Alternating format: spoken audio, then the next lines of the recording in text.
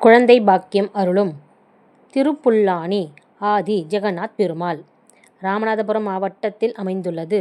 இத்தல இறைவன் ஆதி ஜெகநாத பெருமாளும் அன்னை கல்யாணவல்லி. தல வரலாறு: முன்னொரு காலத்தில் புல்லர், காவலர், கண்வர் என்ற 3 மகரிஷிகள் உலக நன்மைக்காக தவம் செய்தனர். அப்பொழுது அவர்கள் அசுரர்களால் துன்புறுத்தப்பட்டனர். இதனால் மகரிஷிகள் விஷ்ணுவை வணங்க வேண்டினர். மகரிஷிகள் வேண்டுதலுக்கு இணங்க மகாவிஷ்ணு அரசமர ரூபமாக அவர்களை காப்பாற்றினார். பின்பு சங்கு சக்கர அபயமூர்த்தியுடன் காட்சியளித்தார். தன்னை வணங்கும் பக்தர்களை காக்கும் பொருட்டு இப்பொழுது அருள்பாலித்து வருகின்றனர். இராமாயண காலத்தில் சீதையை தேடி சென்ற ராமர் சேது சமுத்திரத்தை கடக்க வேண்டி இருந்தது. எனவே கடலில் பாலம் அமைக்க சமுத்திரராஜனிடம் அனுமதி வேண்டினார். ஆனால் சமுத்திரராஜன் காட்சி அளிக்காததால் 3 நாட்கள் காத்திருந்தார். அப்பொழுது அந்த 3 நாட்களும் தர்பை புல்லின் மீது சயனம் கொண்டார். அந்த அடிப்படையிலேயே இந்த ஆலயத்தில் ராமர் ஆதிசேஷன் மீது தர்பை விரித்து சயனித்த நிலையில் சிலை வடிக்கப்பட்டுள்ளது. சீதையை மீட்க செல்லும் பொழுது தங்கிய தலம் என்பதால் இங்கு சீதை இல்லை.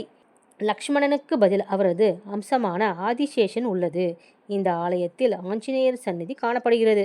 மேலும் கடலை கடக்க பாலம் அமைக்க ஆலோசனைகள் வழங்கிய சூரியன், சந்திரன், தேவர் ஆகியோர் கருவறையில் உள்ளனர்.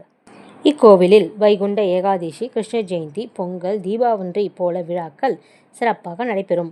வாரத்தில் சனி, ஞாயிற்றுக்கிழமைகளில் சிறப்பு வழிபாடு நடக்கும். தசரத மன்னன் குழந்தை வரம் வேண்டி இறைவனை வழிபட்டு வந்தார். அப்பொழுது 60,000 மனைவிகளை இருந்தும் குழந்தை பேறு இல்லையே என்று பெருமாளை வேண்டினாராம். அதன் பின்பு தசரதன் புத்திர காமோஷ்டி யாகம் ஒன்று நடத்தினார். அப்பொழுது யாககுண்டத்தில் வெளிப்பட்ட பாயாசத்தை தன் மனைவிக்கு கொடுத்தாராம். அதன் பலனாக அவர்களுக்கு ராமர், லக்ஷ்மணன், பரதன், சத்ருக்னன் ஆகியோர் பிறந்தனர்.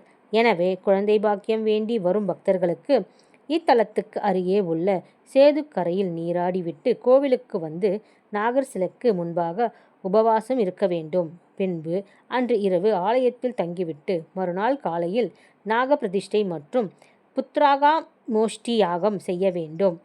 யாகம் முடிந்ததும் பிரசாதமாக பால் பாயாசம் தரப்படும். இதனை அருந்தினால் குழந்தை பாக்கியம் கிடைக்கும் என்பது பக்தர்களின் நம்பிக்கை.